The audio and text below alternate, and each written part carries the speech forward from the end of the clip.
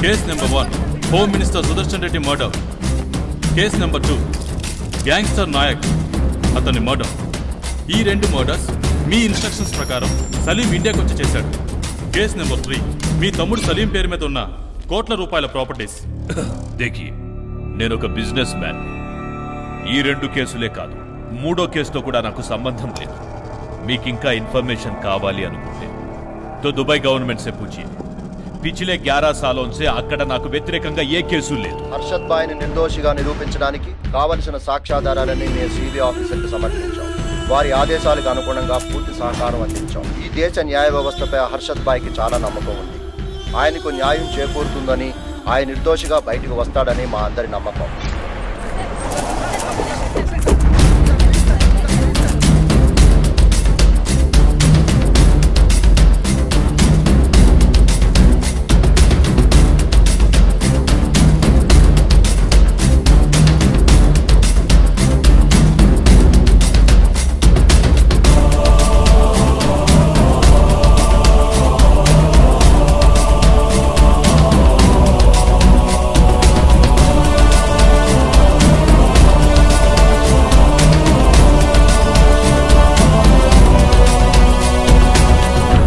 So మీరేం చెప్తున్నారు?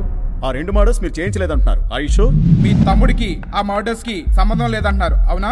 సలీం నాతో గొడవ పెట్టుకుని ఘర్ చోడ్కే చలా గయా. తర్వాత వాడు ఎక్కడున్నాడో ఏం చేస్తున్నాడో ముझे कोई जानकारी नहीं. ఈ మధ్య ఒక విషయం తెలిసింది.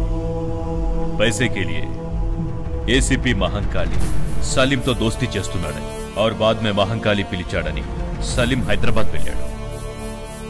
తన పగ తీర్చుకోవడానికి ఏసీపీ మహంకాళి సలీం సహాయంతో హోమ్ మినిస్టర్ ని నాయక్ ని చంపేసి ఉండొచ్చు. और बाद में ఎవిడెన్స్ ఉండకూడదని, అలాగే ఈ కేసు నుంచి తప్పించుకోవడానికని ఆ మహంకాళే సలీం ని ఎన్కౌంటర్ చేసి ఉండొచ్చు. హర్షద్ భాయ్ తమ్ముడు సలీం కి మీకు దోస్తీ ఉందంట కదా సార్? సలీం మీరే చెప్పారా? హర్షద్ భాయ్ అంటున్నాడు. మీరు రమ్మంటేనే సలీం హైదరాబాద్ వచ్చాయంట. చెప్పండి సార్, మీకు మాకు ఉన్న కనెక్షన్స్ ఏంటి? సార్, ఒక క్రిమినల్ స్టేట్మెంట్ విని నన్ను క్రాస్ క్వశ్చనింగ్ చేస్తున్నారా సార్? ఎవరికి తెలియదు సార్ హర్షద్ గాడ్ ఎంత పెద్ద క్రిమినల్ అని? వాడి మీద ఆల్రెడీ 116 కేసెస్ పెండింగ్ లో ఉన్నాయి. ఆ ఫైల్ డీటెయిల్స్ మీకు ఆల్రెడీ సబ్మిట్ కూడా చేశాను. హర్షద్, సలీం వీళ్ళిద్దరూ కలిసి ప్రపంచంలో ఉన్న అన్ని ఇల్లీగల్ బిజినెస్లు చేస్తున్నారు సార్. అంతేకాదు సార్, మన దేశంలో జరుగుతున్న ప్రతి టెర్రరిస్ట్ అటాక్ తో వీళ్ళకి లింక్స్ ఉన్నాయి. వీళ్ళ నెట్వర్క్ ముంబైలో స్టార్ట్ అయితే Singapore, Malaysia, Bangkok up to Kenya వరకు స్ప్రెడ్ అయి ఉంది సార్. పొలిటీషియన్స్ నుండి పోలీస్ కమిషనర్ వరకు అందరూ వాడికి అమ్ముడుపోయారనే విషయం మీకు కూడా తెలుసు సార్. అందుకే ఇంతవరకు ఒక్క పోలీస్ కూడా వాడిని బేకలేకపోయారు సార్. నా దృష్టిలో ఆ Harshad and Salim number 1 bastards sir. వాళ్ళతో నాకు ఫ్రెండ్షిప్ ఉండడమే. ఇంతకు ముందు జరిగిన లుంబిని పార్క్ గోకుల్ చాట్ బ్లాస్టింగ్స్ తో వాడికి ఉన్న సంబంధాలు విట్నెస్ తో సహా మీకు సబ్మిట్ చేశాను సార్. ఈ ఎవిడెన్స్ చాలు సార్ వాడిని ఉరి తీయడానికి.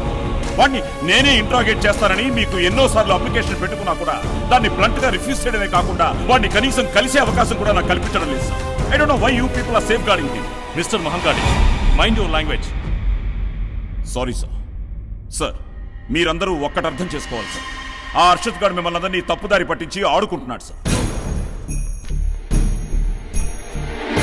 గత 8 సంవత్సరాలుగా వాడిని పట్టుకోవడానికి నేను ఎంత కష్టపడుతున్నాను, అలాగే వాడికి ఉన్న ఇన్ఫ్లుయెన్స్ తో నన్ను ఎన్నిసార్లు ట్రాన్స్ఫర్ చేయించి వాడు తప్పించుకుంటున్నాడో మీ అందరికీ తెలుసు.